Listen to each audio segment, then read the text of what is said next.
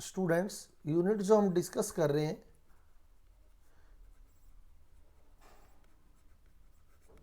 Surface chemistry, और surface chemistry में जो हमारा टॉपिक चल रहा है कोलाइड। कोलाइड में हम डिस्कस कर रहे थे स्कंदन, कोएगुलेशन।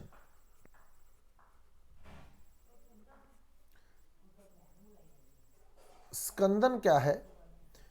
कोलाइडी विलयन में द्रव विरोधी कोलाइड में स्पेशली, क्योंकि धनात्मक और ऋणात्मक जो होते हैं वो द्रव विरोधी कोलाइड ही होते हैं। द्रव विरोधी कोलाइड यानी लायोफोबिक कोलाइड में जब हम लोग वैद्युत अपघटय मिलाते हैं, इलेक्ट्रोलाइट ऐड करते हैं, तो अवक्षेप बन जाता है, पीपीटी प्राप्त होता है, प्रेसिपिटेट बन जाता है। इसी घटना को हम लोग स्कंदन कहते हैं, कोएगुलेशन बोलते हैं। स्कंदन बोल सकते हैं, उर्णन नाम से आ जाता है, ये अवक्षेपण नाम से आ जाता है। स्कंदन, उर्णन या अवक्षेपण, इंग्लिश में कोएगुलेशन आएगा या प्रेसिपिटेशन वर्ड आएगा। तो द्रव विरोधी कोलाइड में जब वैद्युत अपघटय मिलाते हैं तो अवक्षेप बनता है। क्यों बनता है वो भी क्लियर कर ले, कल भी हमने डिस्कस किया था। द्रव विरोधी कोलाइड की दो कैटेगरी हैं। द्रव विरोधी कोलाइड में सारे कणों पर धनावेश होता है,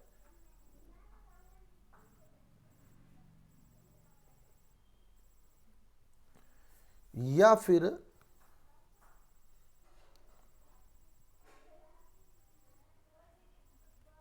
सारे कणों पर ऋणावेश होता है।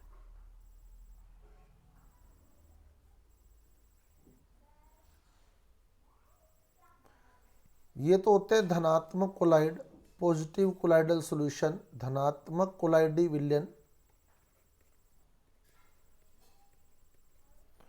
और ये होते हैं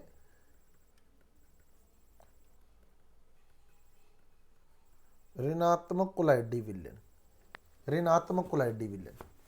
अब अपने क्या करना है, इसमें वैद्युत अपघटय मिलाना है, इलेक्ट्रोलाइट ऐड करना है, लाइक NaCl। अब पॉजिटिव पॉजिटिव तो एक दूसरे के पास नहीं आ सकते, तो इनका तो पीपीटी नहीं बन सकता है ना। तो अब पॉजिटिव किससे क्रिया करेगा? NaCl के कौन से आयन से क्रिया करेगा पॉजिटिव? NaCl के कौन से आयन से क्रिया करेगा? Cl- से, है ना, Cl- से। तो जो पॉजिटिव कोलाइड है वो Cl- से क्रिया कर जाएगा, और जो पॉजिटिव पार्टिकल थे वो Cl- से क्रिया करके न्यूट्रल हो जाएंगे, यानी उन पर कोई आवेश नहीं रहेगा, क्योंकि प्लस माइनस जो है वो जीरो हो जाएगा, है ना। पहले तो प्लस और प्लस में प्रतिकर्षण हो रहा था तो ये दूर दूर रह रहे थे, लेकिन जब हम इसमें वैद्युत अपघटय मिलाते हैं तो ये जो पॉजिटिव पार्टिकल हैं ये वैद्युत अपघटय के विपरीत आवेशित आयन से, अपोजिट चार्ज आयन से क्रिया कर जाते हैं। जैसे प्लस है तो माइनस से क्रिया कर जाएगा ना, प्लस है तो माइनस से क्रिया कर जाएगा, उदासीन हो जाएगा, और उदासीन कण एक दूसरे से जुड़ जाते हैं।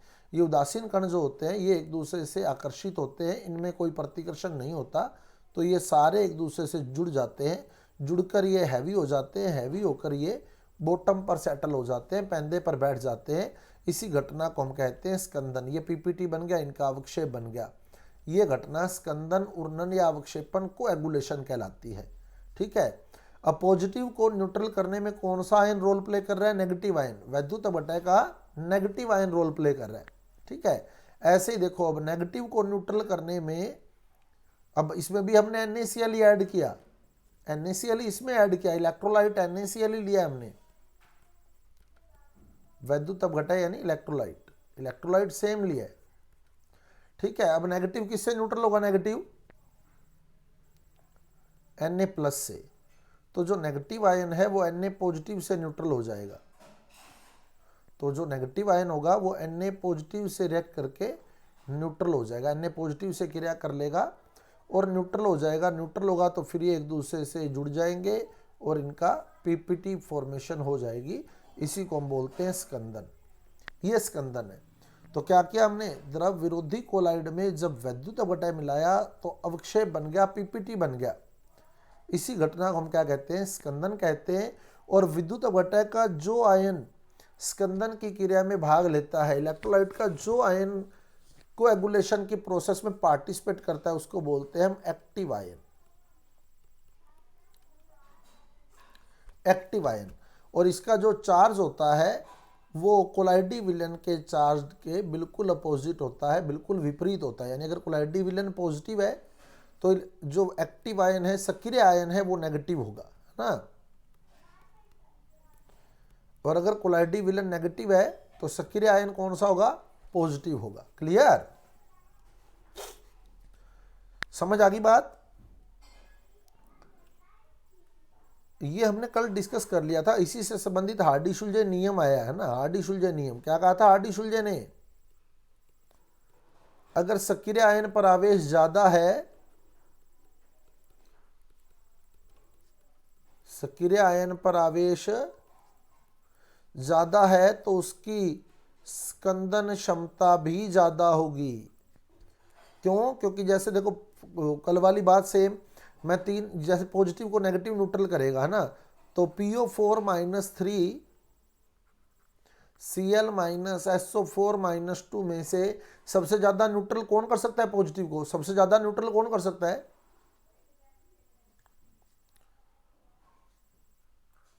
PO4 - 3, क्योंकि ये माइनस का 3 है। जब ये माइनस का 3 है तो ये +3 को उदासीन कर सकता है ना, -3 +3 को उदासीन कर सकता है। तो ये 3 पॉजिटिव आयन को न्यूट्रल कर सकता है, 3 पॉजिटिव आयन को। Cl माइनस पर कितना है, माइनस का,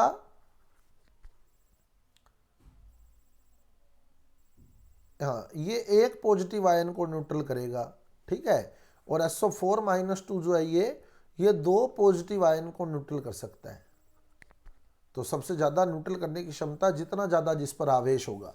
तो यही हार्डी-शुल्जे नियम है, सक्रिय आयन पर आवेश जितना ज्यादा होता है उसकी स्कंदन क्षमता उतनी ही ज्यादा होती है। तो अगर धनात्मक कोलाइडी विलयन है, पॉजिटिव कोलाइडल सॉल्यूशन है,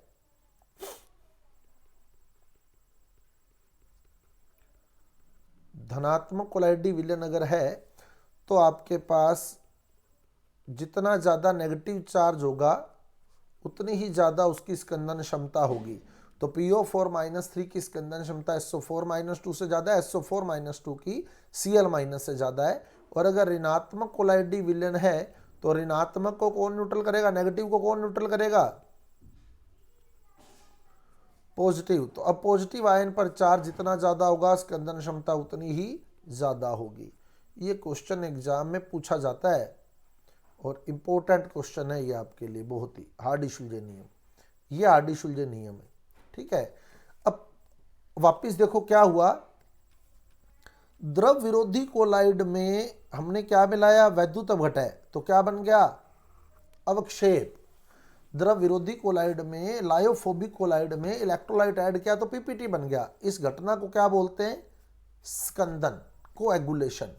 और कोएगुलेशन का बिल्कुल उल्टा होता है पेप्टीकरण। पेप्टीकरण, पेप्टाइजेशन बिल्कुल इसका उल्टा है। अब बताओ पेप्टाइजेशन क्या होगा, फिर क्या होगा पेप्टाइजेशन, बिल्कुल उल्टा पढ़ दो इसको, बिल्कुल अपोजिट पढ़ दो। क्या पढ़ेंगे,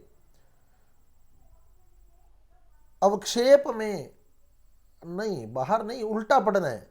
अवक्षेप में जब इलेक्ट्रोलाइट ऐड किया जाता है तो कोलाइडी विलयन प्राप्त होता है। अवक्षेप में जब इलेक्ट्रोलाइट, उल्टा पढ़ दो बस, कोलाइड में इलेक्ट्रोलाइट ऐड किया तो अवक्षेप बना, इसको तो बोलते हैं स्कंदन।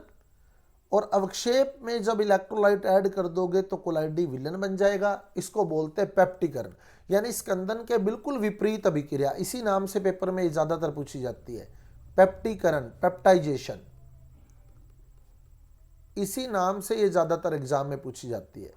अब क्या होगा देखो, पहले द्रव विरोधी कोलाइड था, समझ लेना बात को वापिस, मैं क्लियर भी करूंगा पूरा। द्रव विरोधी कोलाइड था अपने पास, अपने क्या ऐड किया उसमें, वैद्युत अपघटय, इलेक्ट्रोलाइट। लायोफोबिक कोलाइड था, उसमें इलेक्ट्रोलाइट ऐड किया तो पीपीटी बन गया, स्कंदन हो गया, है ना।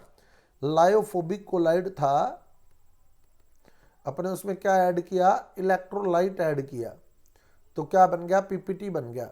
ये तो था कोएगुलेशन, स्कंदन, स्कंदन था ये अवक्षेप बन गया यहाँ।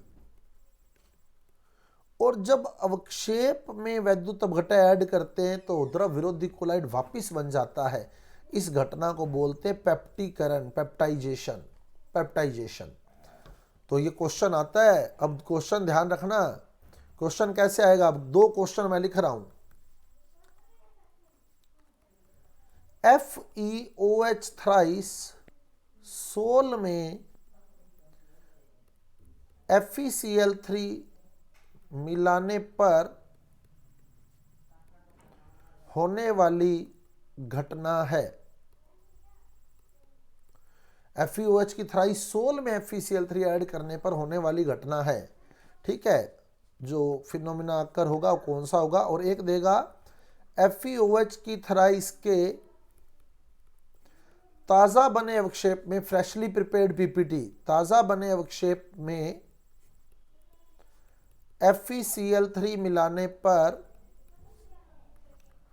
होने वाली घटना या होने वाला प्रक्रम है, एक ही बात है। अब ये ध्यान रखना कि ये तो क्या कह रहा है, अवक्षेप, FeOH की थ्राइस का अवक्षेप है। इसमें FeCl3 इलेक्ट्रोलाइट हो गया, वैद्युत अपघटय हो गया।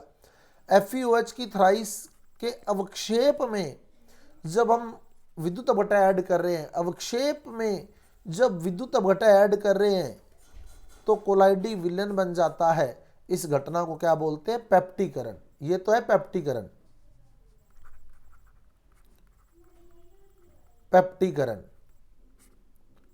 और ये क्या है, FeOH की थ्राइस सोल, सोल यानी सोल एक तरह का कोलाइडी विलयन होता है।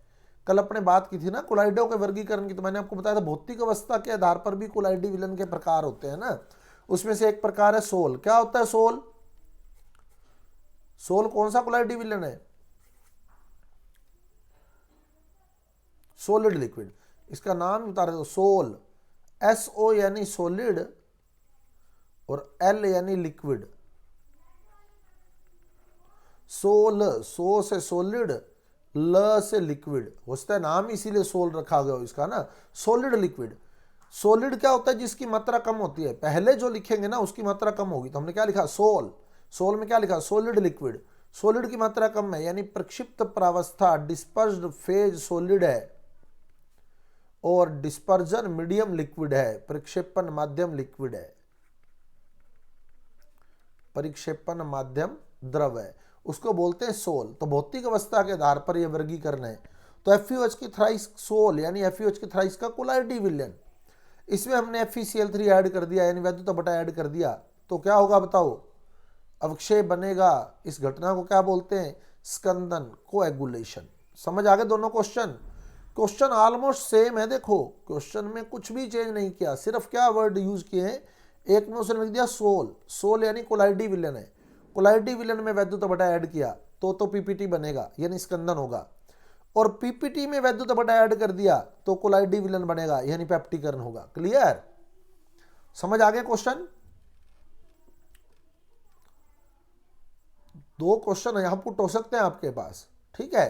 अब पेप्टीकरण का कारण क्या है, देखो पेप्टीकरण का कारण क्या है, अवक्षेप में, ताजा अवक्षेप में वैद्युत अपघटय मिलाने पर फ्रेशली प्रिपेयर्ड पीपीटी में जब वैद्युत अपघटय मिलाया जाता है, इलेक्ट्रोलाइट ऐड किया जाता है, तो कोलाइडी विलयन जो बनता है, इसका कारण क्या है, ये घटना तो है पेप्टीकरण, ठीक है, ये पूरी घटना तो है पेप्टीकरण, पर ये वैद्युत अपघटय मिलाने पर जो कोलाइडी विलयन बना, इसका कारण क्या रहा, इसका कारण रहा वर्णात्मक अधिशोषण, वर्णात्मक अधिशोषण, सिलेक्टिव एडजॉर्प्शन, वर्णात्मक अधिशोषण, सिलेक्टिव एडजॉर्प्शन। वर्ण यानी चयन करना, चयन करना। अब क्या होता है, देखो जो अवक्षेप के कण है ना, अवक्षेप के कण वैद्युत अपघटय में से पीपीटी के जो पार्टिकल हैं वो इलेक्ट्रोलाइट में से सेम आयन को, समान आयनों को अधिशोषित करके, एड्सॉर्ब करके, सेम आयनों को अधिशोषित करके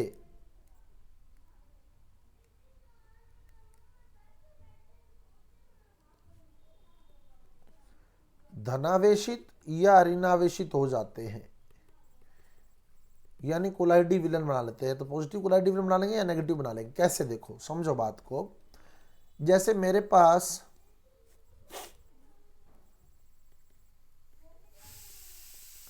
ये KCl है, ठीक है, ऊपर से मैंने AgNO3 मिलाया, AgNO3, तो AgCl का PPT बनेगा, सही है। KCl में जब मैं AgNO3 ऐड करूंगा तो यहां से Ag, यहां से Cl, AgCl का PPT बन गया। ये ताजा अवक्षेप आ गया मेरे पास, ताजा अवक्षेप। तो मैंने ताजा अवक्षेप लेना है, तो ये मैंने ताजा अवक्षेप लिया। किसका है ये अवक्षेप? किसका अवक्षेप है ये? AgCl का, AgCl का अवक्षेप है, ठीक है, ताजा अवक्षेप है, फ्रेशली प्रिपेयर्ड PPT है। अब मैंने इसमें वैद्युत बटा मिलाना है, वैद्युत बटा मिलाना है। अब वैद्युत बटा कौन सा मिलाना है? जिनसे अवक्षेप बना था उन्हीं में से कोई एक मिलाना है, ठीक है। चाहे मैं AgNO3 मिलाऊं, चाहे मैं KCl मिलाऊं। अब मैंने सपोज इसमें KCl मिला दिया। क्या मिला दिया? KCl, KCl ऐड कर दिया, इलेक्ट्रोलाइट KCl ऐड कर दिया। और सेकंड केस मेरे पास ये हो सकता है कि मैं क्या ऐड कर दूं, ये AgCl का फ्रेशली प्रिपेयर्ड PPT था, या तो मैं KCl ऐड करूंगा या फिर मैं क्या ऐड कर सकता हूं,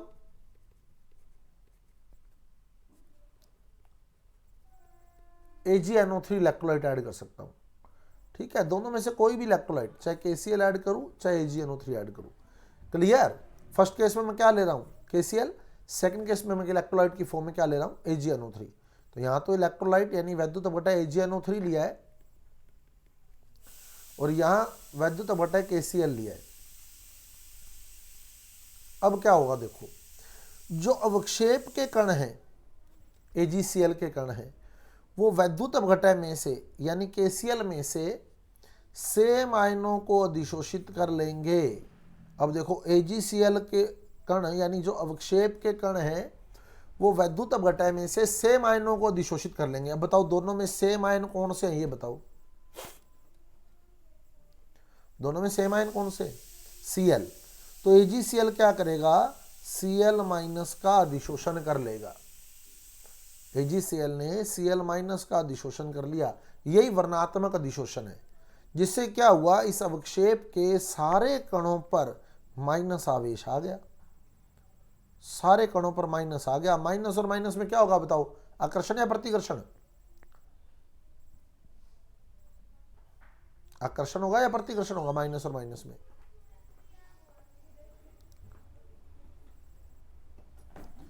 प्रतिकर्षण होगा। तो ये क्या होगा, पूरे विलयन में फैल जाएंगे, ऐसे यूं फैल जाएंगे पूरे विलयन में। आगे बात समझ? और कोलाइडी विलयन तैयार हो जाएगा, ऋणात्मक कोलाइडी विलयन। तो जो अवक्षेप के कण होते हैं वो वैद्युत अपघटय में से क्या करते हैं, समान आयनों का अधिशोषण कर लेते हैं। क्लियर? इसी को बोलते हैं वर्णात्मक अधिशोषण, सिलेक्टिव एडजॉर्प्शन। अब यहां देखो, अवक्षेप था AgCl, वैद्युत अपघटय लिया AgNO3। अब बताओ किसका अधिशोषण करेगा ये? वैद्युत अपघटय में से, इलेक्ट्रोलाइट में से किसका अधिशोषण करेगा? Ag+ का, सेम आयनों का। अब दोनों में AgCl और AgNO3 में जो सेम आयन दिख रहे हैं उसका अधिशोषण कर लेगा ये। तो दोनों में सेम आयन Ag है, तो जो अवक्षेप के कण हैं वो AgNO3 में से Ag+ का अधिशोषण कर लेंगे। जब Ag+ का अधिशोषण कर लेंगे तो सारे कणों पर पॉजिटिव चार्ज आ जाएगा। अब पॉजिटिव में क्या हो जाएगा, प्रतिकर्षण हो जाएगा और ये एक दूसरे से दूर दूर हो जाएंगे। क्लियर?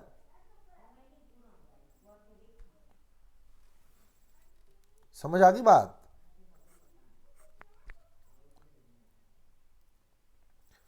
जो अवक्षेप के कण होते हैं, अवक्षेप किसका था?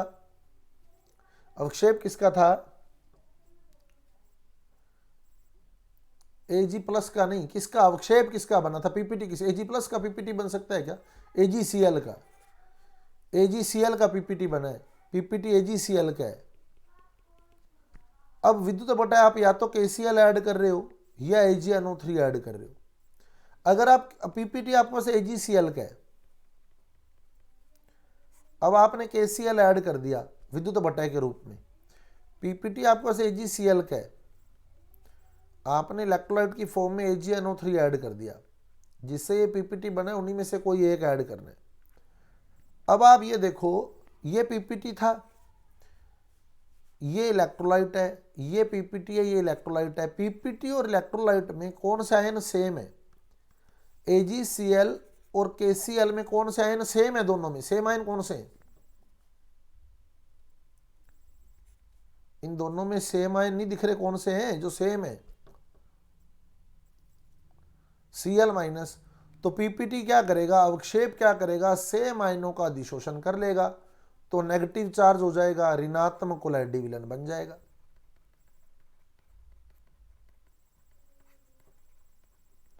ये नेगेटिव कोलाइडल सॉल्यूशन बन गया। अब यहां देखो, ये पीपीटी AgCl का, इलेक्ट्रोलाइट आपने ऐड किया AgNO3, दोनों में सेम आयन कौन से हैं? पीपीटी था AgCl का, सेम आयन कौन से दोनों में?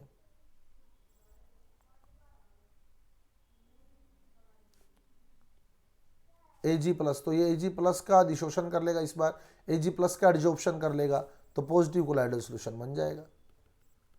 सारे कणों पर धनावेश आ जाएगा, तो वो फैल जाएंगे विलयन में। तो इस तरह पीपीटी में जब इलेक्ट्रोलाइट ऐड किया जाता है तो कोलाइडी विलन बनता है। इसी घटना को हम लोग पेप्टीकरण बोलते हैं, पेप्टाइजेशन बोलते हैं। और जो विद्युत अपघटय हम मिला रहे हैं पेप्टीकरण के लिए, जैसे यहां क्या मिलाया हमने? KCl, तो इस विद्युत अपघटय को बोलते हैं पेप्टीकारक, पेप्टाइजिंग एजेंट।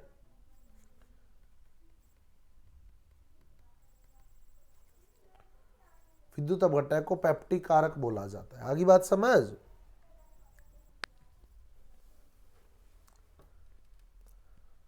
तो ये हमारे पास पेप्टीकरण आ गया, जो स्कंदन के बिल्कुल अपोजिट रिएक्शन है, रिवर्स रिएक्शन है स्कंदन की, बिल्कुल उल्टी अभिक्रिया है स्कंदन की।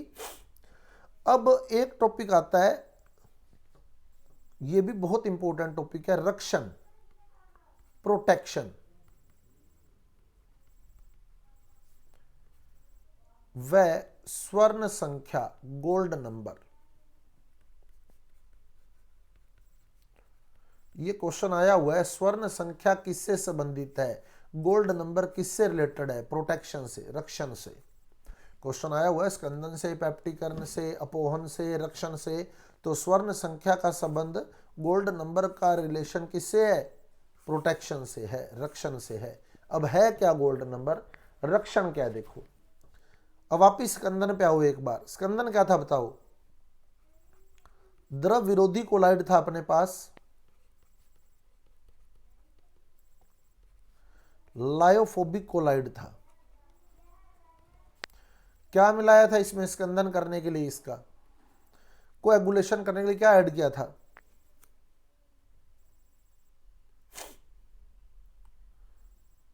वैद्युत अपघटय, इलेक्ट्रोलाइट।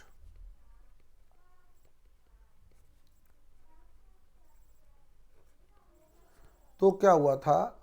स्कंदन हो गया था, है ना, कोएगुलेशन हो गया था। लेकिन इस लायोफोबिक कोलाइड में, द्रव विरोधी कोलाइड में,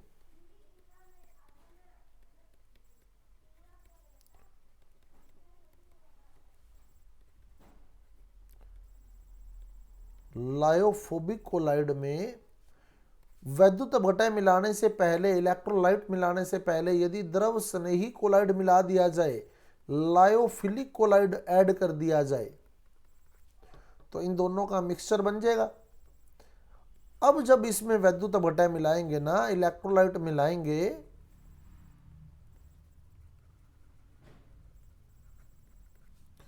तो स्कंदन नहीं होता, कोएगुलेशन नहीं होता।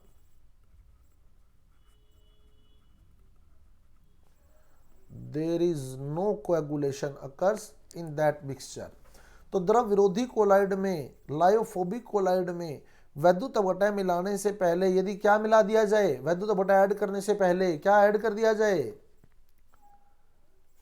द्रव स्नेही कोलाइड, लायोफिलिक कोलाइड, तो हम लोग स्कंदन को रोक सकते हैं, कोएगुलेशन को रोक सकते हैं या कम कर सकते हैं। इसी घटना को बोलते हैं रक्षण, प्रोटेक्शन। बताओ रक्षा हुई या नहीं हुई?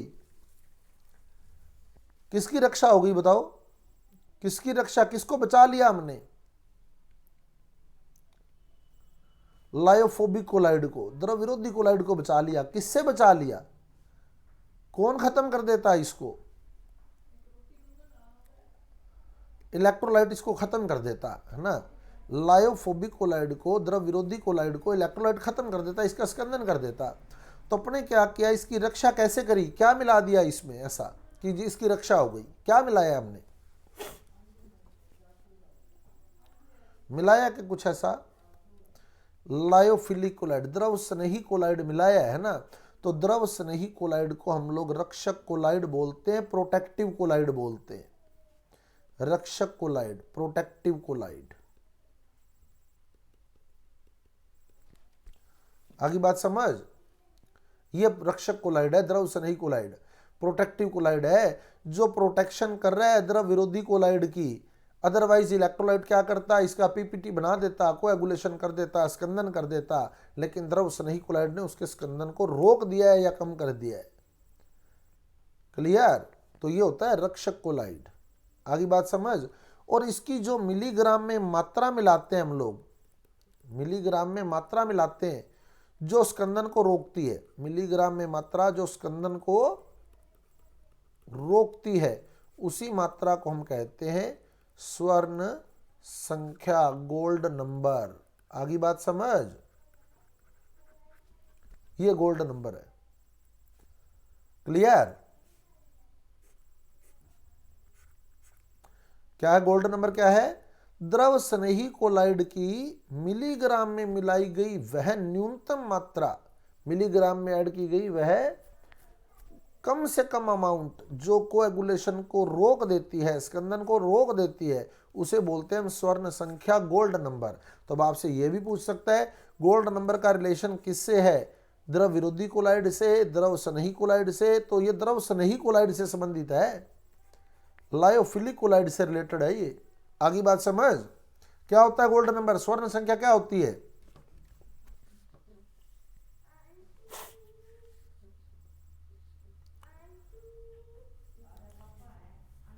लायोफिलिक कोलाइड की मिलीग्राम में मिलाई गई वह न्यूनतम मात्रा जो स्कंदन को रोक देती है, कोएगुलेशन को रोक देती है, उसी को हम लोग स्वर्ण संख्या या गोल्ड नंबर कहते हैं। अब गोल्ड नंबर जितना कम होगा, स्वर्ण संख्या जितनी कम होगी, वो उतना ही बढ़िया रक्षक कोलाइड होगा। यानी हम कह सकते हैं कि उसकी रक्षण क्षमता उतनी ज्यादा होगी। स्वर्ण संख्या जितनी कम होगी, रक्षण क्षमता उतनी ज्यादा होगी। क्लियर कर लो। जैसे मान लो एक द्रव स्नेही कोलाइड ऐसा है, एक लायोफिलिक कोलाइड ऐसा है जिसकी 1 मिलीग्राम मात्रा इस स्कंदन को रोक देती है, 1 मिलीग्राम ही। और एक ऐसा है जिसकी 10 मिलीग्राम मात्रा मिलानी पड़ती है स्कंदन रोकने के लिए। अब आप बताओ किसको बढ़िया मानोगे? जो 1 मिलीग्राम मिलाना पड़ा वो बढ़िया है, या जो 10 मिलीग्राम मिलाना पड़ा स्कंदन रोकने के लिए वो बढ़िया है? 1 मिलीग्राम। समझ आ गई बात? 1 मिलीग्राम। क्लियर? तो मिलीग्राम, मिली मोल, क्योंकि ग्राम से मोल बन जाते हैं ग्राम बटे अनुभार से। कई जगह मिली मोल भी लिखा होता है, वैसे मिली मोल ज्यादा बेटर है क्योंकि इसकी जो यूनिट बोलते हैं हम लोग मिली मोल प्रति लीटर बोलते हैं, मिली मोल प्रति लीटर। क्योंकि मिलीग्राम से मिली मोल बन जाएंगे। मोल कैसे बनते हैं? ग्राम बटे अनुभार से। ग्राम को अनुभार से भाग दे दो, मोल बन जाते हैं ना। तो मिलीग्राम से मिली मोल बन जाएंगे। क्लियर? समझ आ गई बात?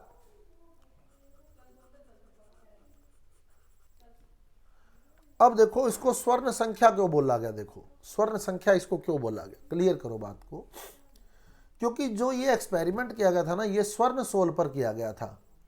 10 ml स्वर्ण सोल में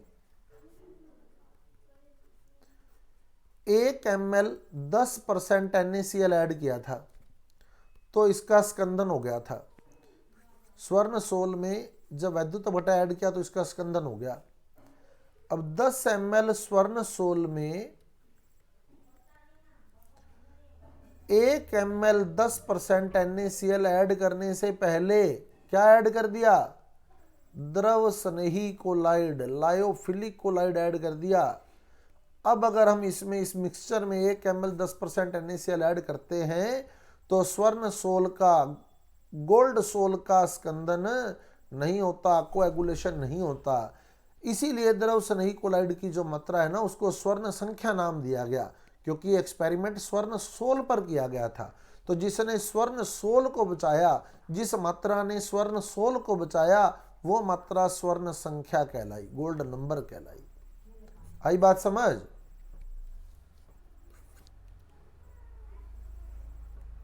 क्लियर? ये स्वर्ण संख्या है, गोल्ड नंबर है। तो क्या है गोल्ड नंबर? द्रव स्नेही कोलाइड की मिलीग्राम में मिलाई गई वह न्यूनतम मात्रा जो द्रव विरोधी कोलाइड के स्कंदन को होने नहीं देती, बचा लेती है। किससे? वैद्युत अपघटय से। अदरवाइज वैद्युत अपघटय उसका स्कंदन कर देता। हमारी बुक्स में जो डेफिनेशन लिखी होती है वो मोस्टली यही लिखी होती है। 10 ml स्वर्ण सोल में 1 ml 10% NaCl ऐड करने से पहले द्रव स्नेही कोलाइड की मिलीग्राम में मिलाई गई मात्रा जो कोएगुलेशन को रोक देती है, स्कंदन को रोक देती है, स्वर्ण संख्या कहलाती है, गोल्ड नंबर कहलाती है। गोल्ड नंबर जितना कम होता है, रक्षण क्षमता, प्रोटेक्शन कैपेसिटी उतनी ही क्या होगी? ज्यादा होगी। तो सबसे कम गोल्ड नंबर जिलेटिन का है, ये ध्यान रखना। जिलेटिन सबसे बढ़िया रक्षक कोलाइड माना जाता है, इसीलिए आइसक्रीम वगैरह में जिलेटिन ही मिलाया जाता है। सबसे बढ़िया रक्षक कोलाइड जिलेटिन है। और स्टार्च का गोल्ड नंबर सबसे ज्यादा है, तो सबसे दुर्बल रक्षक कोलाइड जो है ना, वो स्टार्च है। सबसे प्रबल रक्षक कोलाइड पूछा जाए तो कौन सा है? जिलेटिन। और सबसे दुर्बल रक्षक कोलाइड अगर आपसे पूछ लिया जाए तो कौन सा है? स्टार्च।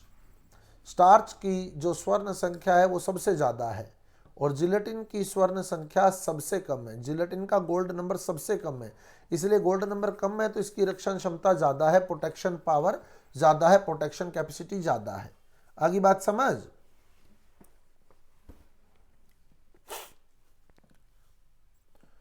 क्लियर है तीनों चीजें? अभी एक दूसरे से जुड़ी हुई हैं। देखो स्कंदन क्या था? स्कंदन, पेप्टीकरण, रक्षण, तीन घटनाएं आ गई हैं आपके पास, तीन फिनोमिना आ गए। स्कंदन आया है, पेप्टीकरण आया, रक्षण क्या है? स्कंदन क्या था? स्कंदन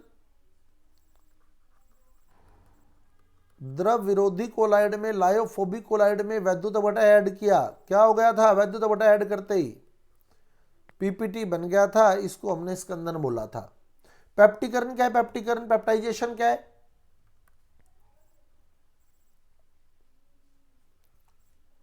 पेप्टीकरण क्या है?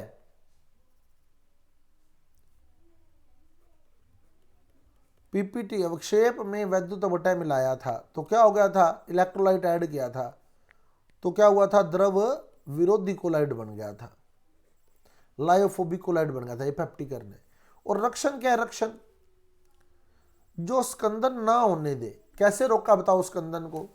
क्या किया ऐसा कि स्कंदन नहीं हुआ? द्रव विरोधी कोलाइड में क्या मिला दिया? द्रव स्नेही कोलाइड मिला दिया।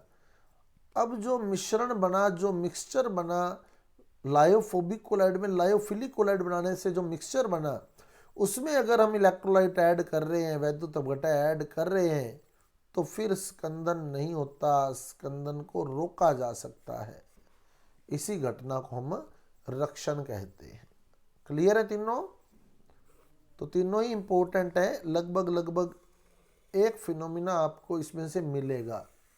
और चौथा जो इसके साथ ऑप्शन में आता है ना, वो आता है अपोहन। अपोहन, डायलिसिस।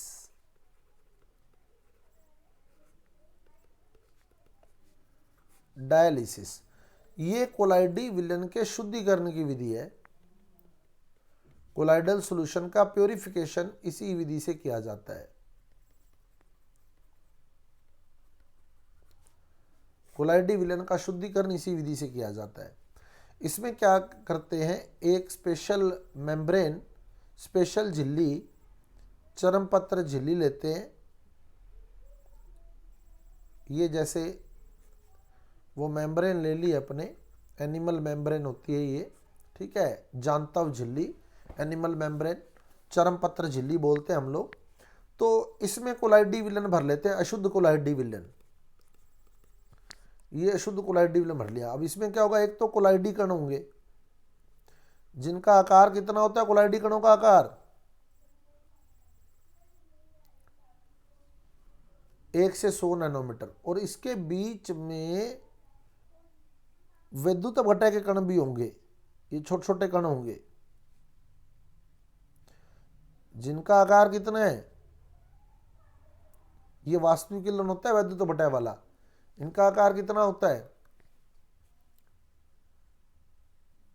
1 नैनोमीटर से कम। जैसे ये NaCl है और ये स्टार्च है, स्टार्च में NaCl मिक्स हो गया। अब इसको कैसे अलग करेंगे, अपोहन के द्वारा अलग करेंगे ना, क्योंकि NaCl का जो आकार है वो 1 नैनोमीटर से कम है, और जो स्टार्च का आकार है वो 1 नैनोमीटर से 100 नैनोमीटर के बीच में है।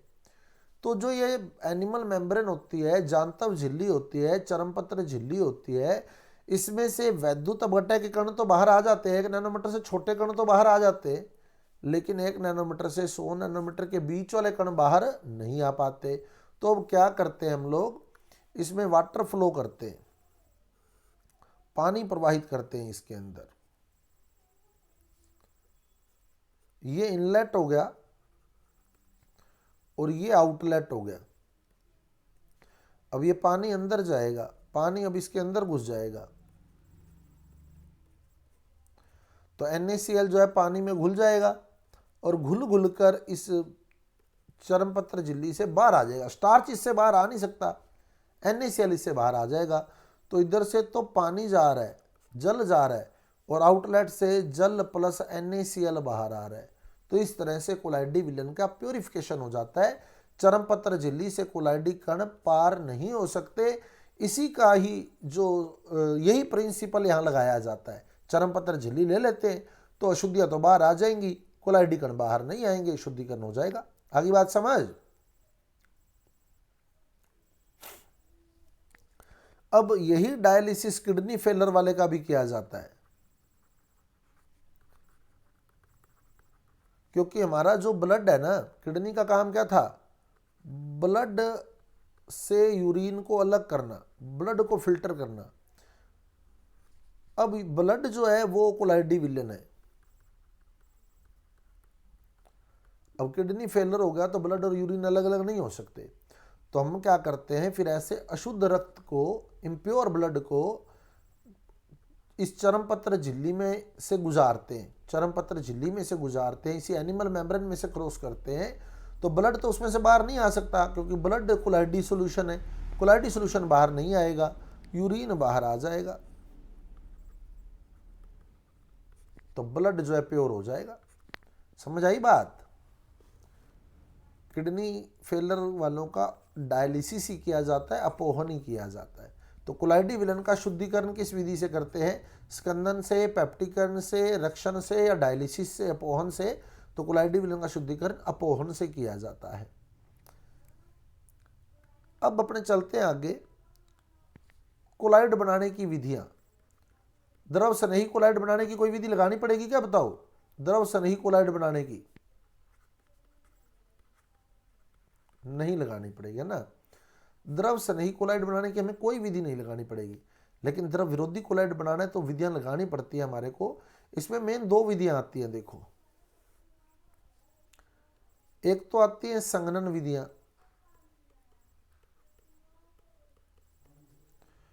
और एक आती है प्रक्षेपण विधियां।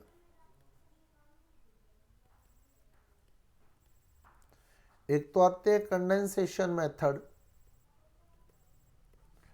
और दूसरे आते हैं डिस्पर्जन मेथड। संघनन विधियां और प्रक्षेपण विधियां, क्या फर्क है दोनों में? देखो, संघनन विधियों और प्रक्षेपण विधियों में क्या फर्क है? कोलाइडी का आकार कितना था बताओ? कोलाइड का आकार बताओ कितना था? 1 नैनोमीटर से 100 नैनोमीटर के बीच। वास्तविक विलयन का आकार कितना था बताओ? ट्रू सॉल्यूशन के जो पार्टिकल थे उनका साइज कितना था?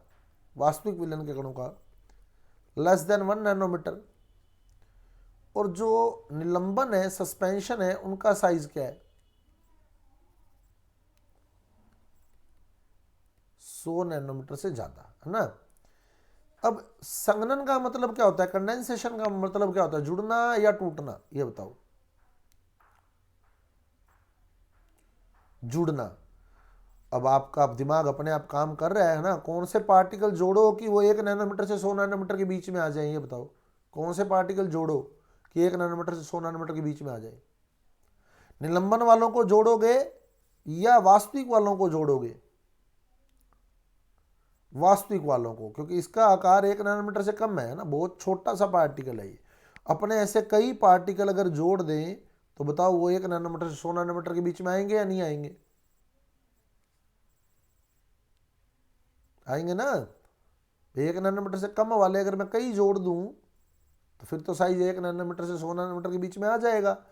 तो 1 नैनोमीटर से कम आकार के कणों को जब कोलाइडी विलयन में बदला जाता है, कोलाइडी कणों में बदला जाता है, तो वो विधियां संघनन विधियां होती है। जैसे अब आपके पास सल्फर सोल आ जाए, सल्फर सोल संघनन विधि द्वारा ही बन सकता है। क्यों? क्योंकि सल्फर परमाणु है। सल्फर जो परमाणु है, तत्व है। और आपको पता है तत्व और परमाणु, बताओ, नग्न आंखों से दिखते हैं क्या तत्व और परमाणु?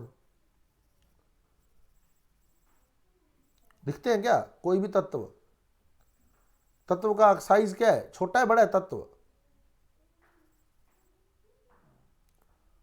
बहुत ही छोटा है ना। सल्फर सोल हमने लिखा तो सल्फर सोल हमने लिखा, गोल्ड सोल लिखा, स्वर्ण सोल, सिल्वर सोल लिखा,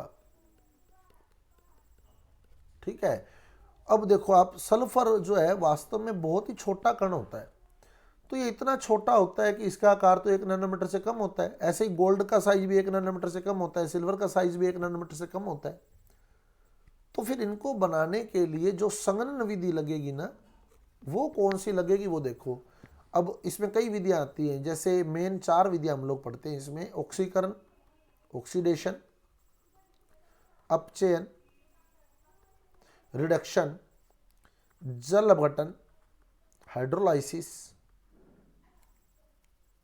और द्विक अपघटन या उभय अपघटन, एम्बिलाइसिस। ये 4 मेथड हम इसमें पढ़ते हैं, ठीक है। अब सल्फर क्या है बताओ? धातु है, धातु है, मेटल है या नॉन मेटल है? ये बताओ। सल्फर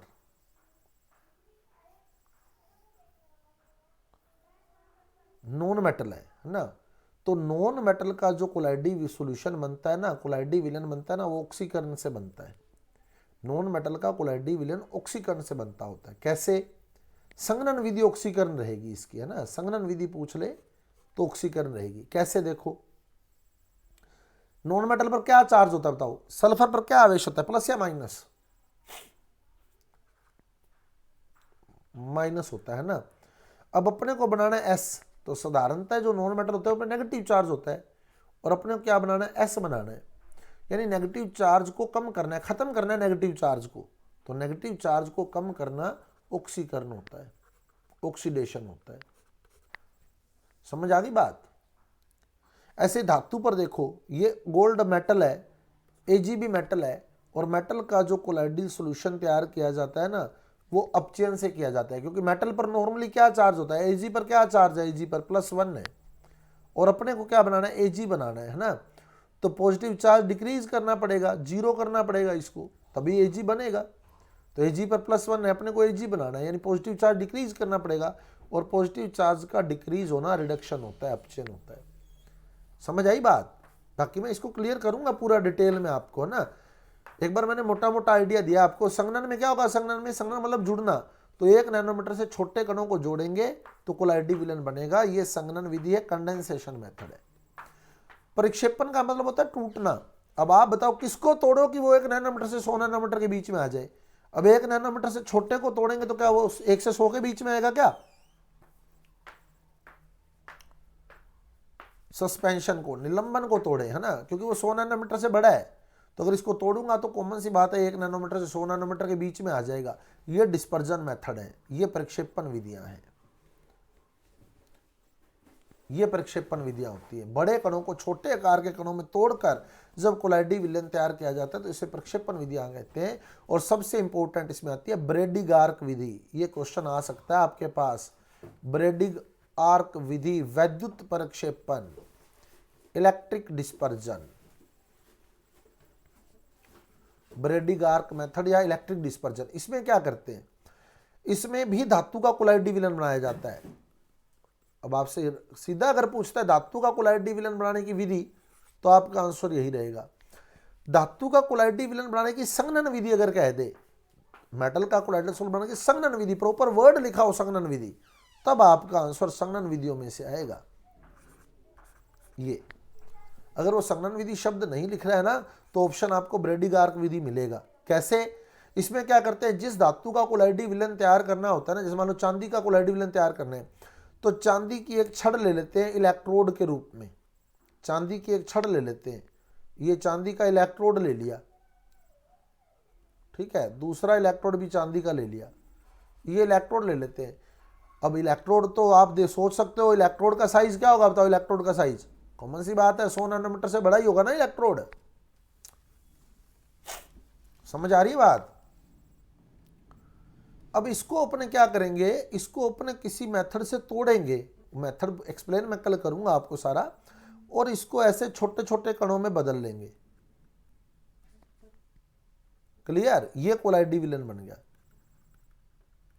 यानी 1 नैनोमीटर से 100 नैनोमीटर के बीच में आ गया। ये 100 नैनोमीटर से बड़े थे इलेक्ट्रोड, 100 नैनोमीटर से बड़े थे इलेक्ट्रोड तो, और ये 1 नैनोमीटर से 100 नैनोमीटर के बीच में आ गया। आई बात समझ?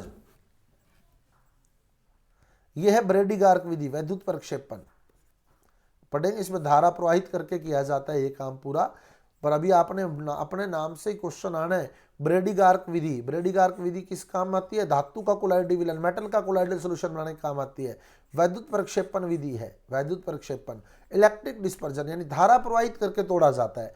प्रक्षेपण का मतलब होता है टूटना, है ना। इलेक्ट्रिक डिस्पर्जन मतलब धारा प्रवाहित करके तोड़ना। क्लियर? इसमें और भी आएंगी, चले आगे। समझ आ गया यहां तक? संघनन प्रक्षेपण क्लियर है? ये बनाने की विधि आएंगी हमारे पास। उसके बाद आपके पास जैसे मैंने अभी नाम लिया था सोल, ऐसा ही एक वर्ड आता है पायस, इमल्शन। ये लास्ट टॉपिक रहेगा आपका इमल्शन से। सोल क्या था? सोल सॉलिड लिक्विड, ये प्रश्न आते हैं। सोल क्या है? Solid liquid. सॉलिड लिक्विड मतलब सॉलिड क्या है इसमें? सॉलिड जो पहले लिखा है उसकी मात्रा क्या होगी? जो पहले लिखा है उसकी मात्रा, जो पहले लिखा जाता है उसकी मात्रा कम होती है, वो प्रक्षिप्त प्रावस्था है, डिस्पर्जन डिस्पर्ज फेज है। और जो बाद में लिखा जाता है उसकी मात्रा ज्यादा होती है। और दूसरा आता है जेल, जेल भी आता है, ये हम पूरी टेबल बनाएंगे। जेल सोल का बिल्कुल उल्टा है, जेल सोल का बिल्कुल उल्टा है। यानी जेल क्या होगा, आप इतना याद रखें, सोल का उल्टा, सोल का अपोजिट है बिल्कुल। सोल क्या था? सोल सॉलिड लिक्विड, तो जेल क्या होगा? जेल। फिर जेल क्या होगा बताओ? लिक्विड इन सॉलिड, यानी लिक्विड सॉलिड, है ना, लिक्विड सॉलिड, जिसमें लिक्विड जो है वो प्रक्षिप्त प्रावस्था है और सॉलिड जो है वो प्रक्षेपण माध्यम है। क्लियर? और जो पायस होता है, इमल्शन होता है ना, ये लिक्विड लिक्विड होता है, लिक्विड लिक्विड मतलब दोनों ही लिक्विड होते हैं। जैसे हमने कल नाम लिया था तेल जल मिश्रण, ऑयल वाटर मिक्सचर। तो पायस दो प्रकार का होता है, एक तो तेल जल पायस और एक जल तेल पायस। अब आप समझ रहे हैं, जो पहले लिखा है उसकी मात्रा क्या होगी? जो पहले लिखा है तेल जल पायस लिखा है, तो तेल की मात्रा क्या होगी? तेल की मात्रा कम और जल की मात्रा ज़्यादा। ठीक है, तेल की मात्रा कम और जल की मात्रा ज़्यादा, यानी ये जल है और जल में ये तेल की बूंदें हैं। और दूसरे केस में क्या होगा, ये तेल है, रेड कलर से मैंने तेल दिखाया है, ठीक है, और ब्लू कलर से मैं वाटर शो कर रहा हूँ। ब्लू कलर से जो शो किया है वो वाटर है, जल है, और जो रेड कलर से मैंने शो किया है वो तेल है। अब आपको डायग्राम में साफ दिख रहा होगा कि इसमें तेल कम है और जल ज़्यादा है, और इसमें जल कम है और तेल ज़्यादा है। क्लियर? तो दो प्रकार के होते हैं पायस, तेल जल पायस, शॉर्ट में अपने बोलते हैं OW, OW emulsion, oil water emulsion, और इसको बोलते हैं WO इमल्शन, यानी वाटर ऑयल इमल्शन। तेल जल पायस, जल तेल पायस। अब बताओ, क्या तेल जल आसानी से मिक्स हो जाते हैं क्या? तेल और जल आसानी से मिक्स हो जाते हैं? नहीं होते, है ना। तो इस यानी कुल मिला के हम कह सकते हैं जो पायस होता है, जो इमल्शन होता है, वो अस्थायी होता है, अनस्टेबल होता है, वो मिक्स नहीं होता, यानी वो जल्दी से अनस्टेबल होता है ना। तो इसको स्टेबल करने के लिए जो पदार्थ मिलाते हैं, स्थायी करने के लिए जो पदार्थ मिलाते हैं, उसको बोलते हैं पाइसी कारक। पाइसी कारक, इमल्शिफायर। जैसे मैंने कल आपको कहा था साबुन मिला देंगे, तो साबुन यहाँ पाइसी कारक का काम करता है, इमल्शिफायर का काम करता है। तो स्थायी करने के लिए जो पदार्थ ऐड किया जाता है, जो सब्सटेंस ऐड किया जाता है, उसे पाइसी कारक या इमल्शिफायर बोलते हैं। अब पाइसी कारक का काम क्या होता है? देखो, पाइसी कारक क्या करता है, पाइसी कारक तेल की बूंदों के चारों ओर एक रक्षक परत बना देता है, एक प्रोटेक्टिव लेयर बना देता है इस तरह से, जिससे ये तेल की बूंदें आपस में जुड़ नहीं पाती।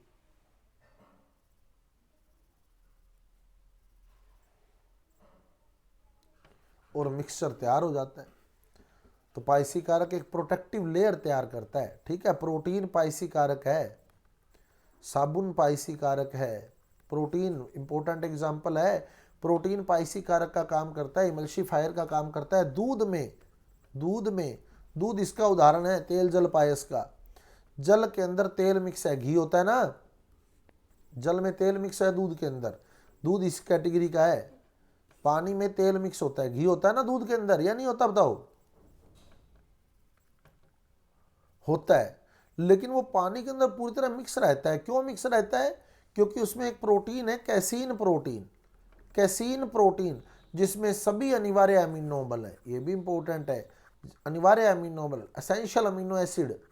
कितने थे एसेंशियल अमीनो एसिड, अनिवार्य अमीनो अम्ल? कितने अनिवार्य अमीनो अम्ल थे? कितने? 10 तो हमारी बॉडी में अपने आप बनते हैं, 10 जो हमें लेने होते हैं, टीवी मिल पाथ, वही एसेंशियल थे। वो 10 के 10 कैसीन प्रोटीन में पाए जाते हैं। कैसीन प्रोटीन दूध में पाए जाने वाले प्रोटीन में पाए जाते हैं। इसीलिए कहते हैं कि दूध हमारे जो भोजन है ना, उसका सबसे मेन कंपोनेंट है। दूध हमारे आहार का सबसे मुख्य अवयव है, जिसमें सभी अनिवार्य अमीनो अम्ल हैं। क्लियर?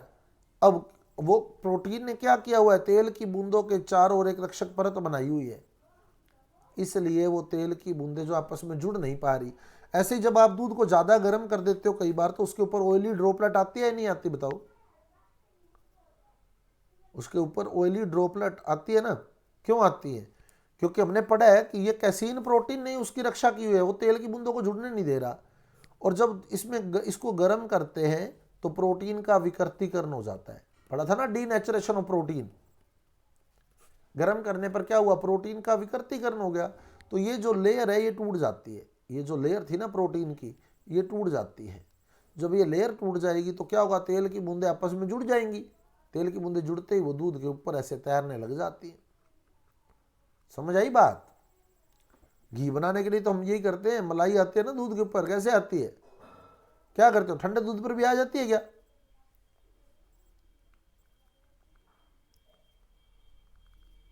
नहीं आती। तो हम क्या करते हैं, उसको गर्म करते हैं। गर्म करते हैं तो प्रोटीन का विकृतीकरण होता है, वो जो प्रोटेक्टिव लेयर थी प्रोटीन की वो टूट जाती है, तो फिर वो सारी तेल की बूंदें इकट्ठी होकर मलाई के रूप में आ जाते हैं और उसी को हम लोग जो है फेंट कर घी बना लेते हैं। सही है।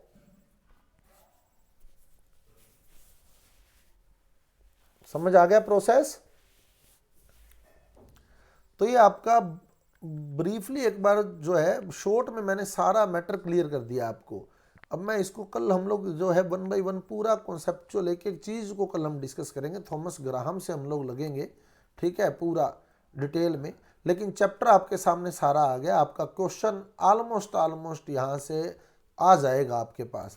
यूजेज सिर्फ बाकी रह गए हमारे पास, उपयोग बाकी रह गए कोलाइड के, बाकी काम आपका हो गया है।